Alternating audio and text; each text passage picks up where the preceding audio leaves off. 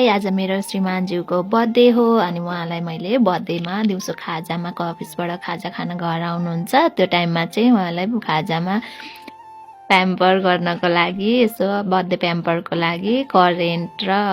अन्डा बनाइदिन आँटेको चना र रायो साग हालेर मैले सुरुमा चाहिँ अन्डा बोइल गर्न राखेँ र चाउचाउ पनि बोइल गर्न राखेँ अलग अलग अनि बोइल गरेको चाउचाउलाई बोइल भइसकेपछि छुट्याएँ पानी र चाउचाउ अलग अलग गरेर छुट्याएँ त्यस पछाडि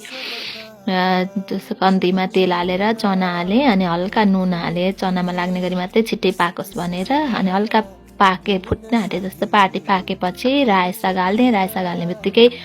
नपकाई मजाले एकपल्ट मात्रै चलाएँ नपकाइकन चाउचाउ हाल्दिएँ चाउचाउ हालेर त्यसमा भएको सबै मसला हालेँ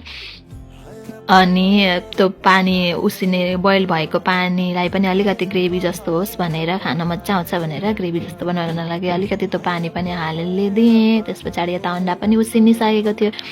त्यो पनि ल्याएँ तसेर रेडी गरेँ अनि पाकेपछि निकालेर अन्डा पनि हालेँ अनि धनियाँ पत्ता अनि कागती काटेको प्याजले गार्निस गरेँ उहाँलाई यसरी बनाएको एकदम मनपर्छ क्या करेन्ट चाउचाउ एकदम मनपर्छ अनि अब म दिन जानलाई उहाँ पनि आइसक्नु भएको थियो अनि उहाँलाई दिन जाँदैछु मक्ख परेर ओहो आज त के हो बर्थडेको दिन भन्दै हुनुहुन्छ अनि मिठो भएको छ हेर कस्तो मिठो छ भन्दै हुनुहुन्छ ह्याप्पी बर्थडे श्रीमान